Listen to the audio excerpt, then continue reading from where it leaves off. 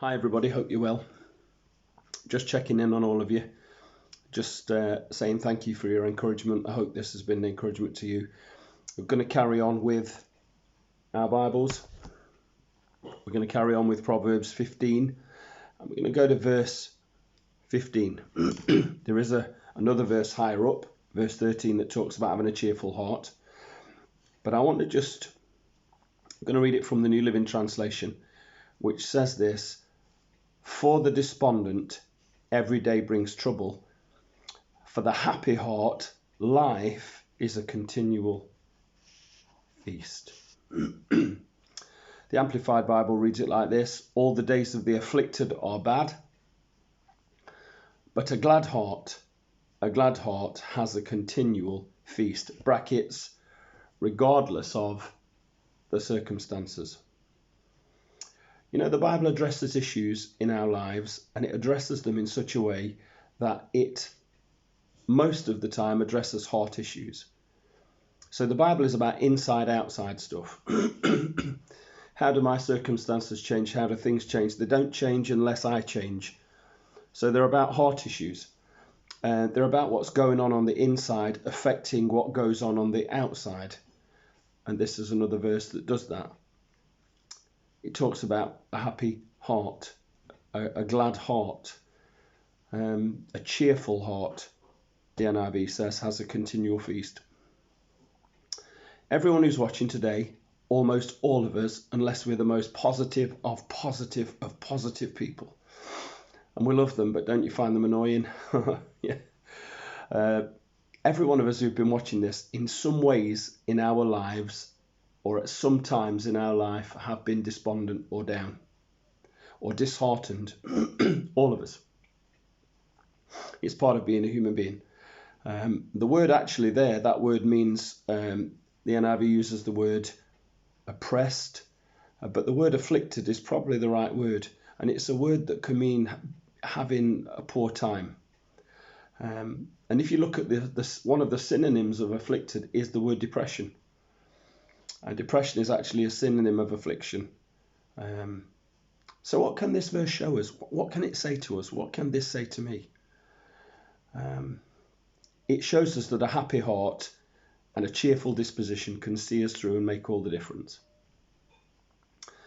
I'm being vulnerable and I'm saying to you, I don't always have a cheerful heart. And actually, probably the title of this would be to have a cheerful and not a fearful heart. And every one of us, right at this moment, at times we are battling with fear. We're battling with fear. Our hearts are fearful. And yet this verse is telling us to be cheerful.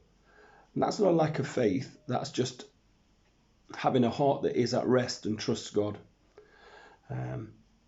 It shows us that a happy heart and a cheerful disposition can see us through and at times make all the difference.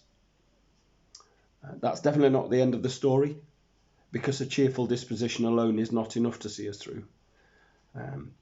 But with God on board in my life and trusting Him, whatever befalls, whatever comes, whatever happens, then I can make it through. Not only here, and that's very important we understand that heart will not only see me through here, but it'll see me through into the next life whenever God calls me home. Whenever He does that. There's a verse, I think it's Proverbs 14, it says that even in death, the righteous have a refuge. God is with us. Romans tells us if we live to the Lord, we're the Lord's, and if we die to the Lord, we're the Lord's. Whether we live or die, we're the Lord's. It tells us that. Paul tells us that. But with God on board in my life and trust in Him, whatever happens, I can make it through. You know, as a believer, that's really important. And I want to talk about just a couple of things really quickly, a few tips in how we can cope with the stuff that we're facing. Because I'm like most of you, I'm not very good at being cooped up. Not very good at all. Tip 1, I don't do points preaching, that's not really usually me, but tip 1, tell people that you love and appreciate them. Number 1. Number 2, laugh often and enjoy this time. And I tell you why you need to enjoy this time of rest in your lives. Those of you who are resting, some of you aren't. Those of you doing essential services, we love you and we appreciate you so very much, more than you know. But enjoy this rest, because what is going to happen when this is all over, there's going to be mad rush. There's going to be pressure to be productive.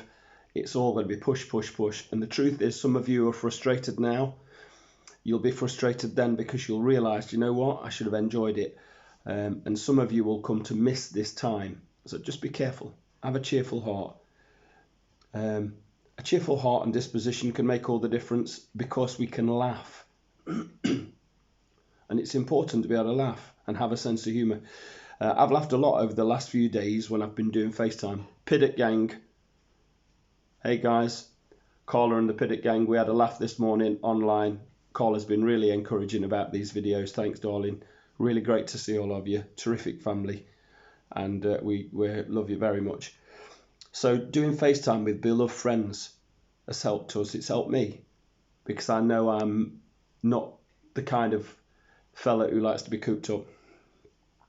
But the Bible shows us, it actually shows us and teaches us again, that we don't have to live in despondency. It shows us this, that we don't have to live in that way, that a cheerful heart can be a feast in our lives. And what's a feast?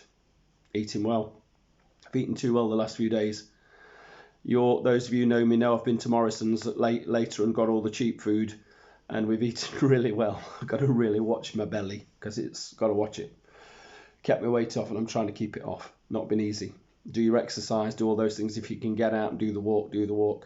It's all good for you, all those things. FaceTime your friends, have a good time enjoying spending time with them this way for now. There will come a time where you'll be able to hug them again. You'll be able to hold them again. You'll be able to show affection. I was speaking with an undertaker, and they were saying we can't.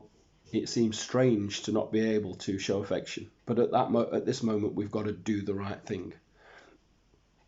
You know, one of the things the Bible shows us, this is really important, that King Jesus is still reigning over all. King Jesus is still on the throne. He's not taken aback by anything, so we need not be afraid. You know, Proverbs 17:22, there's another one, and it says that a cheerful heart is a good medicine. It says that, I'll read it to you. A cheerful heart is a good medicine, but a crushed spirit dries the bones. Very easy at this moment in time to have a crushed spirit. We don't want you to have that. So let's try and live positively if we can. And a cheerful heart and not a fearful heart is the answer today. Have a cheerful and not a fearful heart. Know that He, Jesus, is with you in every circumstance. How did we read it in the Amplified? We have a continual feast regardless of circumstances. Know that He is with you in everything. He's with you in all that we face. I want you to have a good day, and every blessing to all of you. If you want a Bible, if you want some literature, get in touch. We'll find a way of getting that to you at some stage. But we want you to have a really good day. Have a cheerful and not a fearful heart. Much love. God bless you.